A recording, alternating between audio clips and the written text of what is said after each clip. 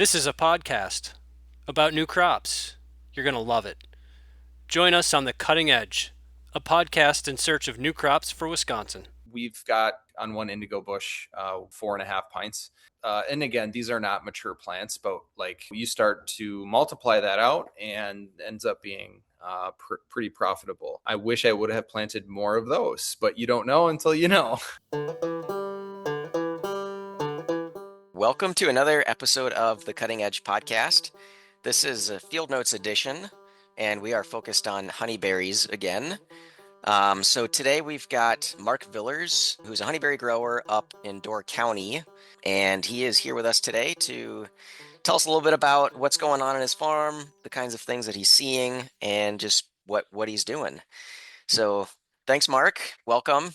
Let's just start out with an overview of your farm. So what's the name of your farm?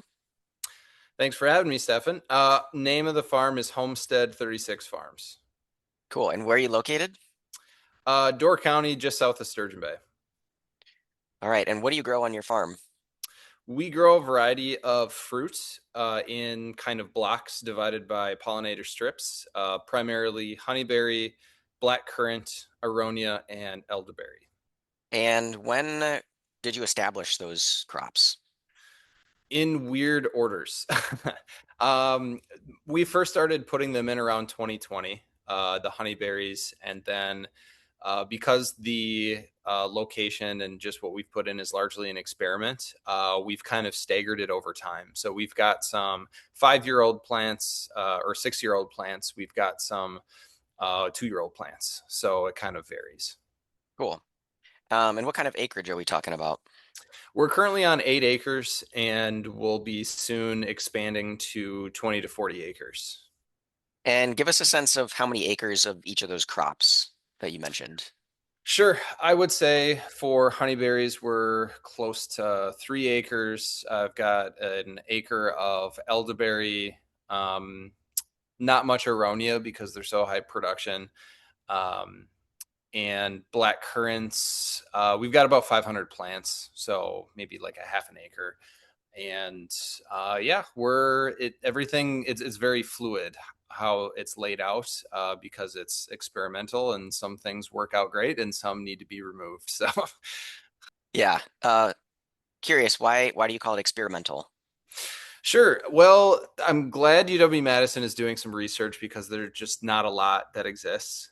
My experience now doing this since 2019 has been there's a lot of varieties of these fruits that nurseries give promises to, and with the lack of testing locally, if we were corn and soy or something else, we would have hyper local data to make business decisions, and we really don't have that in our industry. So yeah, I think the best tool for everyone is just to plant as many varieties as possible and wait patiently until you can get some data back. And so understanding like what works in your own soil and your own climate context is really invaluable information.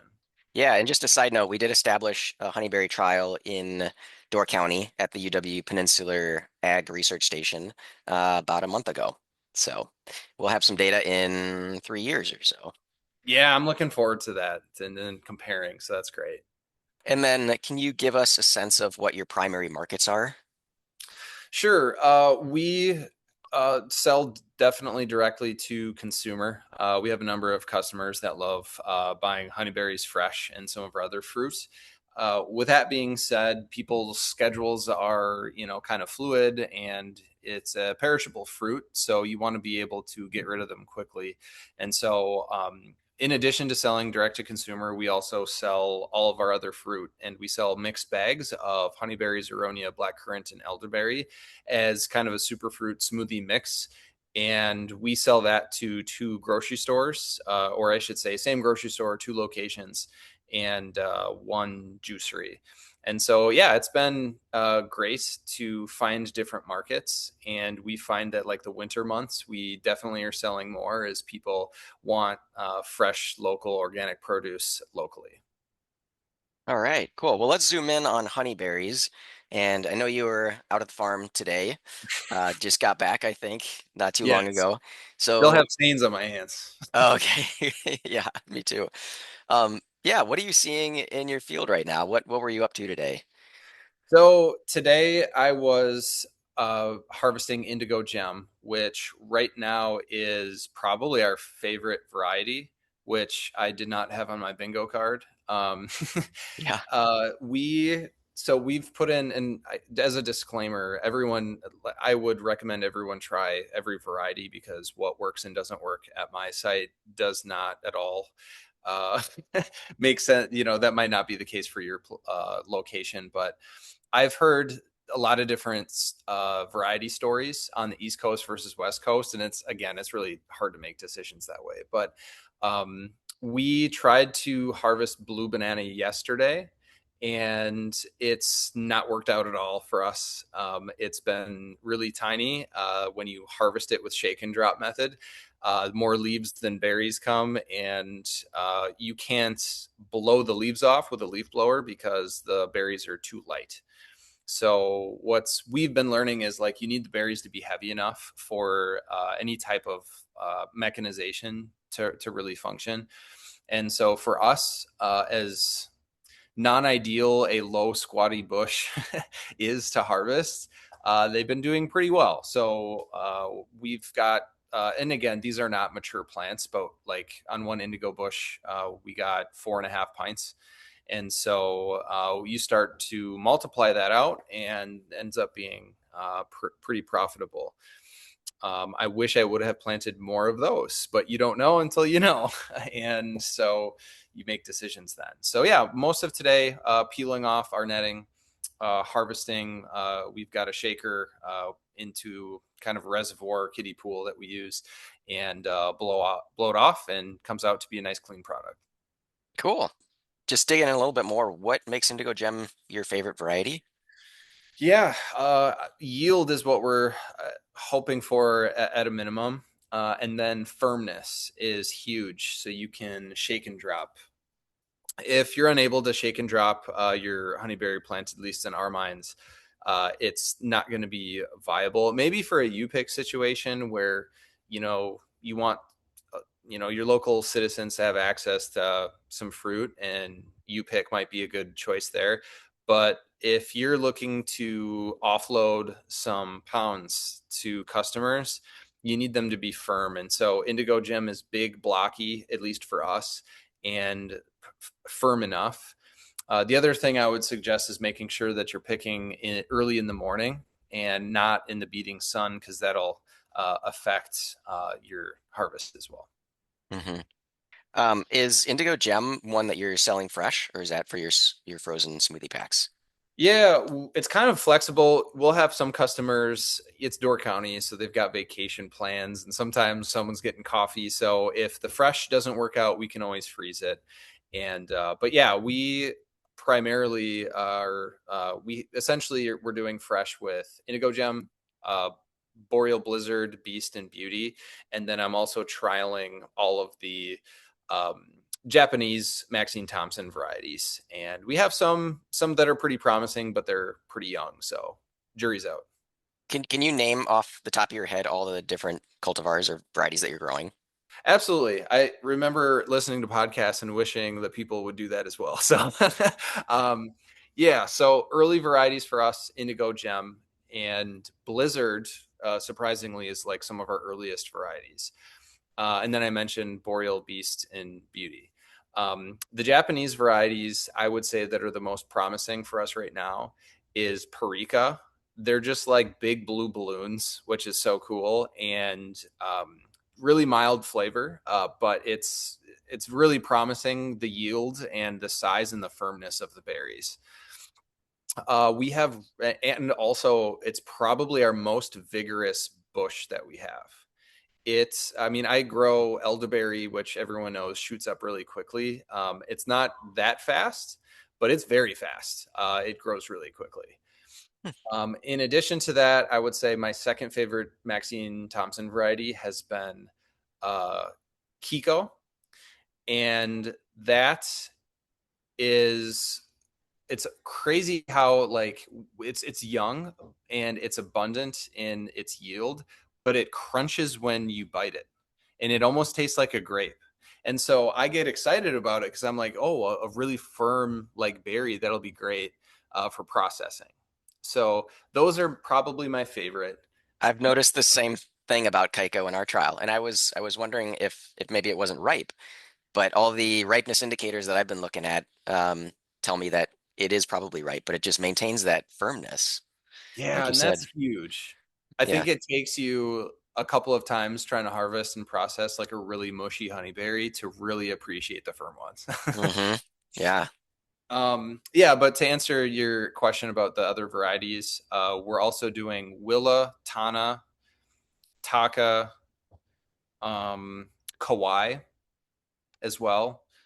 I think I'm getting all of those, and yeah, we're Hmm. so those were I'm excited about. I think the other one that I guess maybe third that I'm the most excited about might be Tana, and it's yielding out pretty well at a young age, and we're pretty excited about that. So I'm getting, Montana State University says that they're having issues with like wind drop with some of the Japanese varieties. And then I talked to some growers on the East Coast and they're like, oh no, like you can't shake and drop. They won't leave the bush.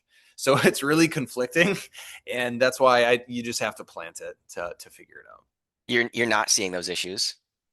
Um, I had heard from the nursery who gave me like Parika, for example, and they're like, yeah, you might have some issues with wind drop, but the yield overcomes that.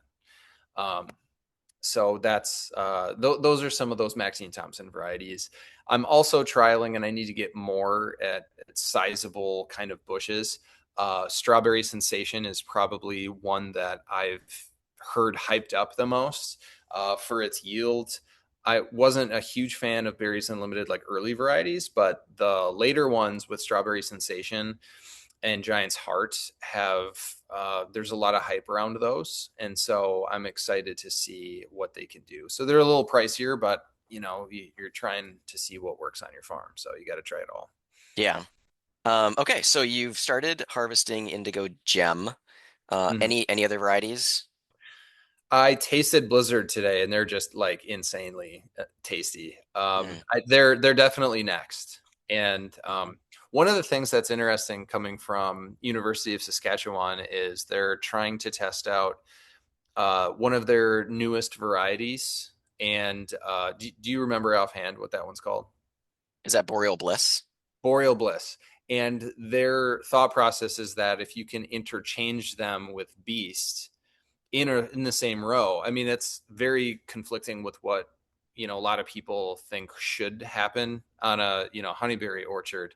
But their thought process is if I'm a bee, I'm going down the row. I'm not going back and forth for pollen. And their thinking is that the yields will go up because of that. So I took that same mindset, and not that this on paper makes sense, but I did like I think it's a 300-foot row of Indigo Gem and Blizzard, which is our tastiest, probably our most promising thus far. And I put them in the same row, so we're gonna see what happens. But Hmm. yeah, the next up is Blizzard for sure. Hmm. Okay. So you're doing the shake and drop method. Mhm. How are you cleaning all the leaves and other stuff out of the mix? Sure. It's a work in progress right now. We're in the process of building a chute so that we can pour the fruit down and use a leaf blower.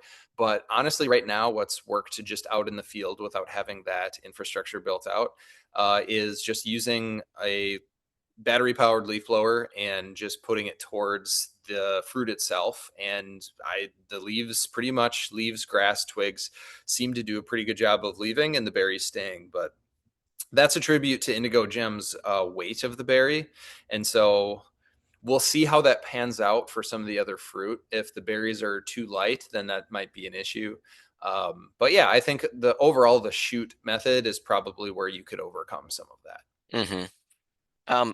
Okay, so what sort of ripeness indicators do you look for to know that a variety is ready? That's an interesting question. I think if you're like shooting to be more of a commercial grower, it doesn't really matter like what berry you're talking about. You what you can't have is too like overripe of fruit, and at that point, you're dealing with mushy fruit. So some do it where it's just under ripeness, if that makes sense. And I think if that's the case, using trying to figure out the bricks is a useful indicator. For me, I go out there and taste it. We're dealing with customers that same day or next day, they're typically getting their order. And so if it tastes good for me, it's going to taste good for them. And I certainly don't want to use a test to measure bricks and then give any of my customers berries that are too tart and too sour. So yeah, the taste test makes my conscience pretty clean. So Yeah, yeah. Are your varieties uniformly ripening? Do you just go through and harvest once? And if so, like if you just harvest once, do you find that you end up leaving a lot of berries on the plants because they're holding on, they're not quite ripe? that's a really good characteristic to look forward to. I'm glad you brought that up. My experience with Blue Banana this year, and again, I have people that like rave about Blue Banana. It's just not working at my site, and it's not even ripening for me. And yeah, it's that's a huge challenge. So shake and drop, like it's kind of a useless plant on my farm.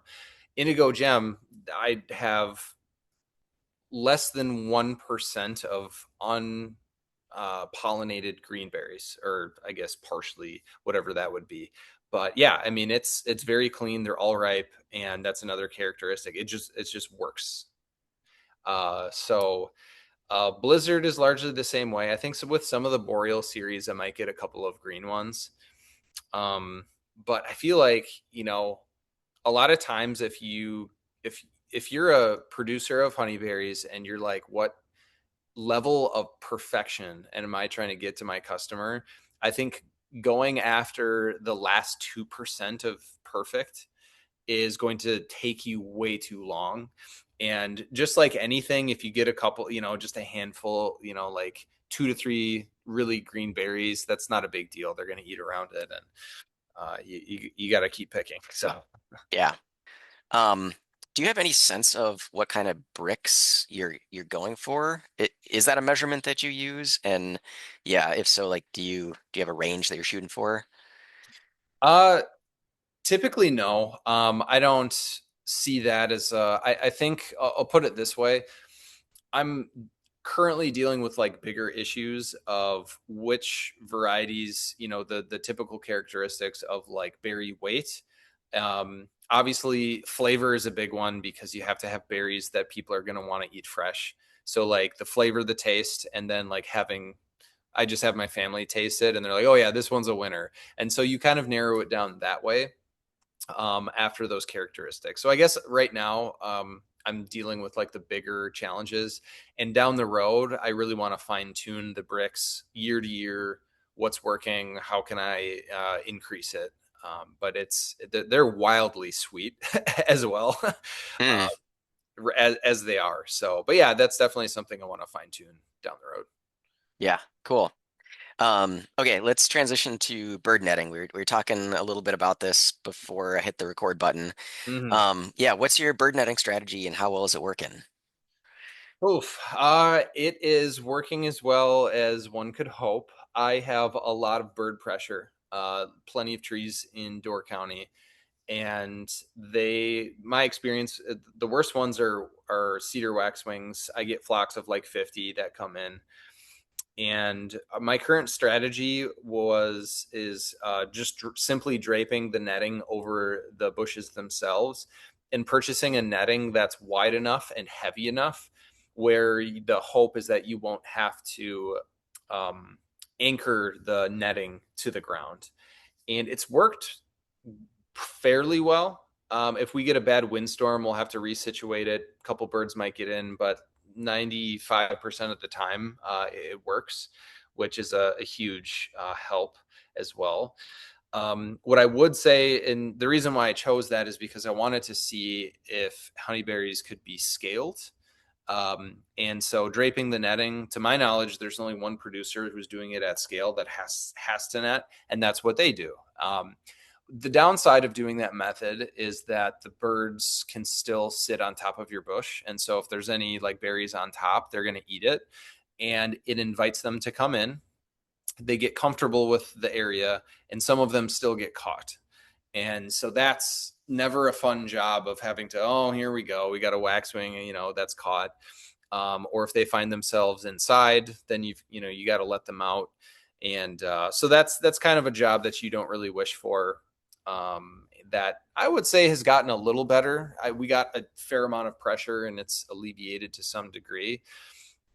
I think that your early varieties are probably going to get more pressure than your late varieties, because honeyberries are one of the earliest fruit out there. They're going to attack it. And then once that's gone, I think they're migrating. And so you might not see a whole lot of pressure for your later varieties. That's something that I noticed last year. And so if you're someone in an area that is pretty hard hit with birds, that might be an approach to use as well. Because we actually had on our second site, I didn't have time to net 2 short rows, and it was the Boreal series, the later ones. I think it was Beast and Beauty, and the berries were there. Hmm. My earlier varieties, if I miss one bush, they're gone. Every single berry, like Wow. they're very attention detailed. Yeah. But yeah, with the later varieties. So I think, if you're in a bird pressure area, that might be a play. Yeah. Do you have any sense of how much fruit loss you have from birds sitting on top and just pecking? No, I think it all depends on the varieties. A lot of them are underneath the leaves, which is pretty helpful. But yeah, maybe 10%. I'm not nothing to lose sleep over. It's really, Hmm. you don't want them getting comfortable enough where they're gonna try to come in, and that's where you find issues. Yeah. Um, okay, so you have 3 acres of honeyberries. Do you foresee using the shake and drop and the kiddie pool method for the foreseeable future, or are you going to transition to some other method it as your plants become more mature and productive? Yeah, I know commercially we're largely going to be focusing in on blackcurrant elderberry and black aronium. And just because I'm not having bird issues and there's different scalability there, I want to make sure, I want to put more pressure on the honeyberry system to see if it can scale. And so I guess for me, I'm going to be leaning more heavily on indigo gem. And as far as harvesting, I would say I'm going to continue to do a shake and drop method. If I ever get equipment, I think the challenge is if you end up getting a commercial harvester, which I intend on getting, um, I my current situation is the birds are getting really comfortable when I put netting over the bush. My assumption is that that pressure will be alleviated if I put T-posts in, just like your trials. And then it's they're on top of the netting, but they don't have access to the bush. And so I'm hoping that my bird pressure will be lessened. And if that's the case, if I were to get a commercial harvester, those T-posts are in the way. So that might be a blind spot for me. I don't know if there's any producers who have T-posts that are able to harvest with that. I don't know if there's a system in place, but as of right now, that's kind of probably shake and drop method or the other thing is just having it as a pick your own. Hmm. And I'm quarter mile off of a highway that has over 2 million tourists that come up. So that's another option as far as harvesting goes. Yeah, cool. I took us on a bit of a tangent. We're supposed to Mm-hmm. focus on what you're doing right now. So we'll go back to that direction. What else are you up to in the field? Anything related to fertility, irrigation, weed management, pest management, anything like that? Sure. I think if you're someone who's doing like a few acres, I think landscape fabric's a great way to go. I'm a full-time teacher, and so when I come back to the farm, the fabric does a great job suppressing weeds. Uh, I would say that some of your less vigorous varieties, that's another characteristic to look for, is weed pressure. And some of the varieties get less weed pressure and some get more. And so I really appreciate the ones who can compete with the weeds. And then the older they get, it's really something that I don't think about. Weeds are something that typically I don't think about. But Mm. uh, yeah, the first, I would say 2 years, actively weeding at the base, taking care of that just more regularly, once a year type thing. But it's really not that extensive, especially with the fabric. Just to jump in real quick, I'm curious how you deal with mowing in the aisles and right next to the plants. Sure. Get close. I would say make sure that the fabric itself is pinned down, as best that you can. And if you don't get perfectly up exactly to it, I think you're still in good shape. The other thing to think about too is if you're someone who likes a really clean looking operation and you want it lower cut and you're mowing more frequently, having a lot of grass at the base of the tree, blowing it into your bushes might not be the best idea. So I would say one of the I would say there's like two things that I would recommend for the row middles if anyone is planting. I have a blend of a fescue, a no mow fescue blend, and it's fantastic. If you are gone or it is a lifesaver for maintenance, there's a Mm. lot less mowing, and it's like it feels like carpet under your feet. Like it is incredibly Wow, soft. Yeah, it's nice. fantastic. So I would really recommend that. With that being said, I've done some work with Ecdysis, which is an organization that's looking for regenerative principles. And they look at a square by square basis to see how the insects are doing. And if I'm honest with myself, I think walking on that wonderful fescue is like great for pick your owns. But where production meets conservation, am I attracting the most pollinators with that system?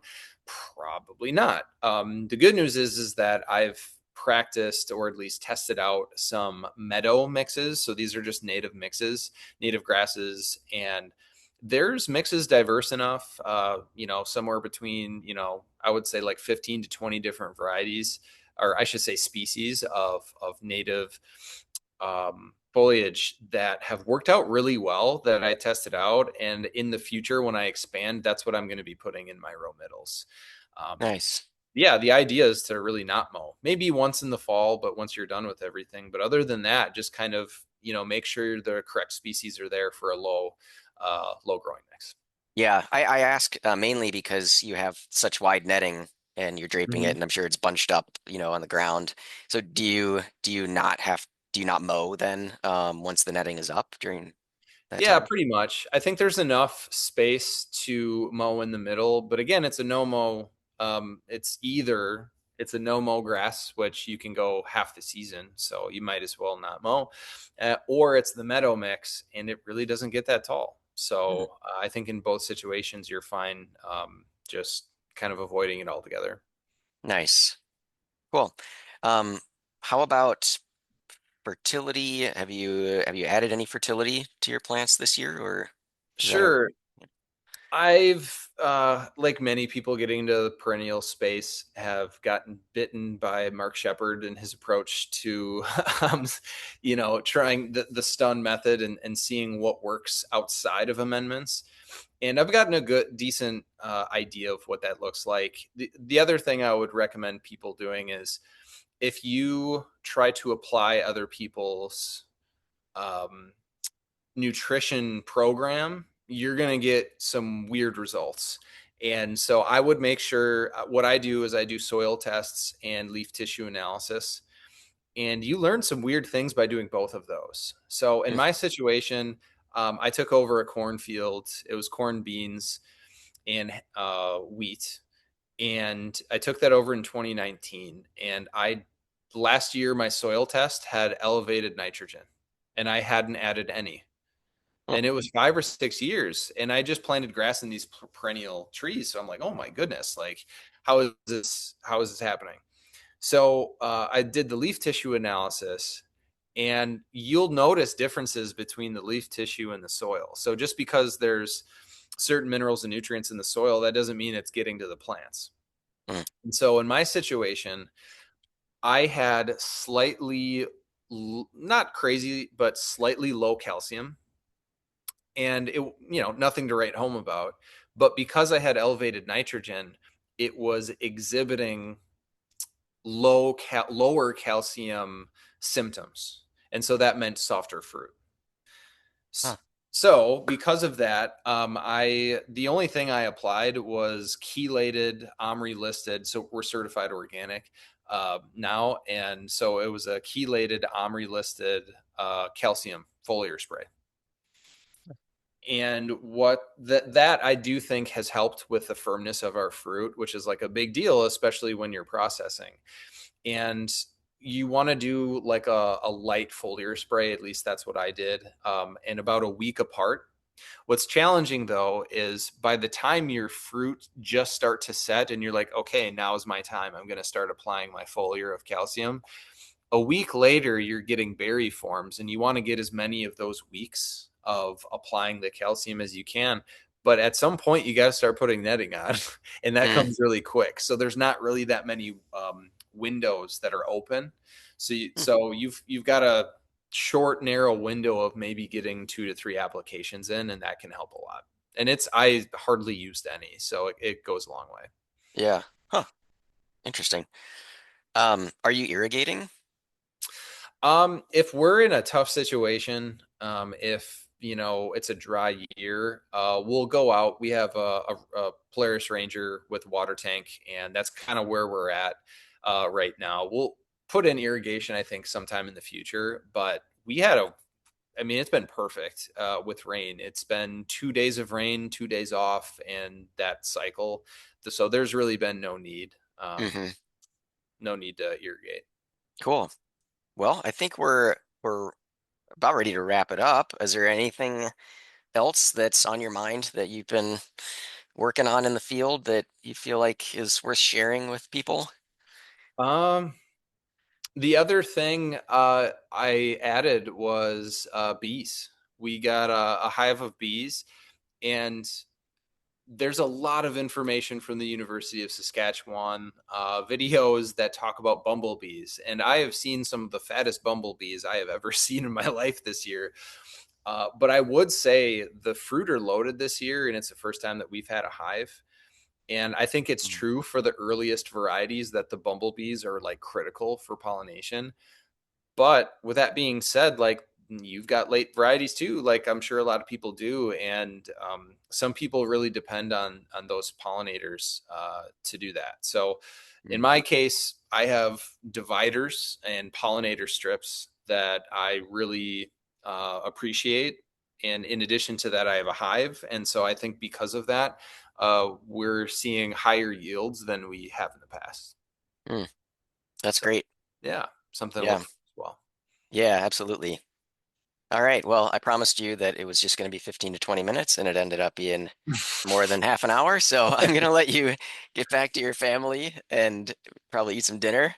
But thanks so much, Mark. I really appreciate your time. And if you have time later in the season, I think it'd be awesome to check back in with you and get an update.